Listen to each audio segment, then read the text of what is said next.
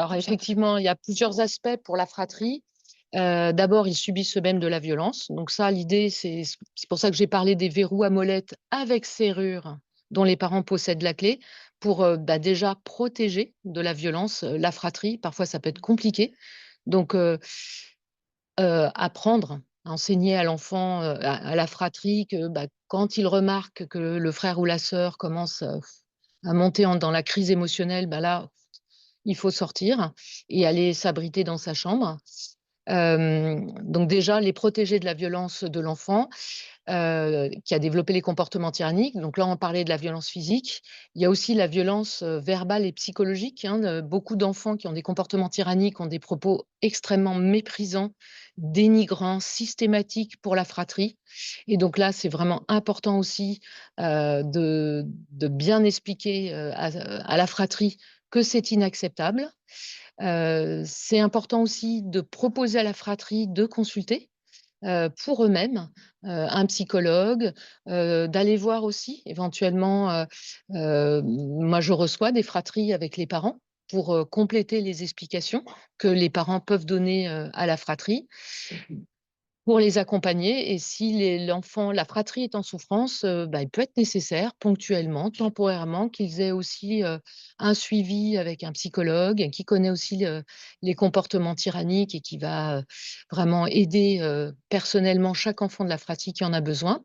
L'autre point important, c'est que souvent et c'est normal en tant que parent, on est très accaparé par l'enfant qui a les crises les plus, spectaculaires, les plus impactantes pour la famille et là, on parlait des troubles qui sont à forte prédisposition génétique et ça fait que parfois, il y a un retard diagnostique aussi pour les enfants de la fratrie qui peuvent aussi présenter des troubles, sans pour autant avoir développé des comportements tyranniques.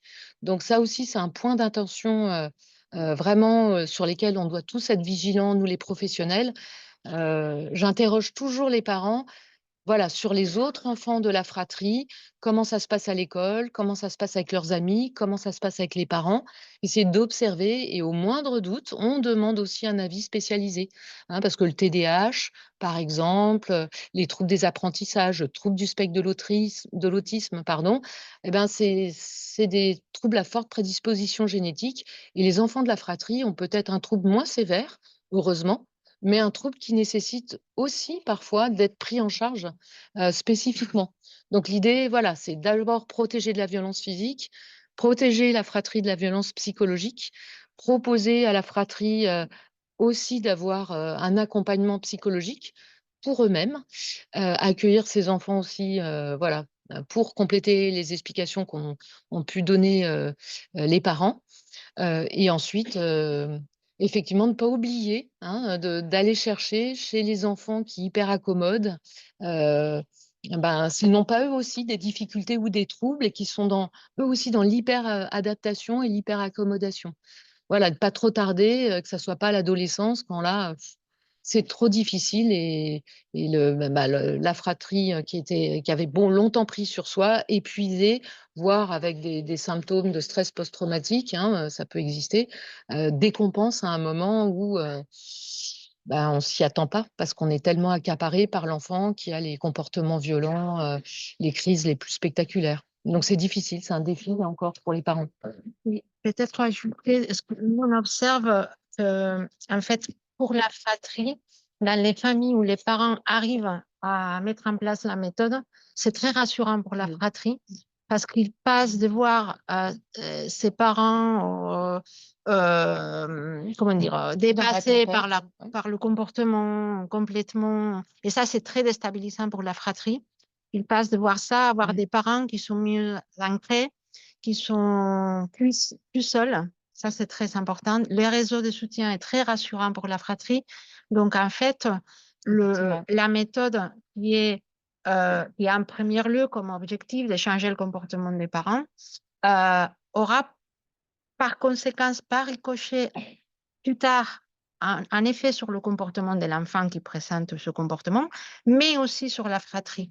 Et ça, voilà, c'est aussi motivant pour Oui. les parents, pour s'y lancer, parce que ça a vraiment un impact sur l'ensemble de la De la famille. famille et effectivement, dans la résistance non violente, À partir du moment où l'enfant qui a des comportements tyranniques, a des propos très méprisants, sur, la fratrie, et ben, ça donne lieu également, à un signalement, enfin un signalement, le terme est mal choisi, mais, une information à tous les membres du réseau de soutien et ça donne lieu également de la même façon, hein. C'est un comportement violent, psychologique, et donc de la même façon, il faut mobiliser les membres du réseau de soutien pour aller, contacter l'enfant qui a eu les propos, méprisants et pour lui dire que c'est inacceptable qu'il parle comme ça à son frère, sa sœur. Faire des sit-ins de la même façon. C'est-à-dire qu'à chaque fois qu'il y a des comportements violents contre les enfants à l'encontre des enfants de la fratrie, la résistance non violente s'applique de la même façon. Hein, la violence, qu'elle soit dirigée vers les parents ou vers la fratrie, les mêmes stratégies, effectivement, s'appliquent et Reimer attire beaucoup l'attention sur le soin qu'on doit et l'attention qu'on doit donner également à la fratrie. Et effectivement, comme tu disais Susanna, quand les parents maintenant savent quoi faire, ils sont plus pris dans le chaos de la tempête émotionnelle de leur enfant et de leur propre tempête émotionnelle, ils savent quoi faire et déjà c'est rassurant pour les parents et c'est rassurant aussi pour la fratrie. Ils sentent vite, voilà, mais l'idée, c'est aussi de prendre soin de tous les membres de la famille, effectivement.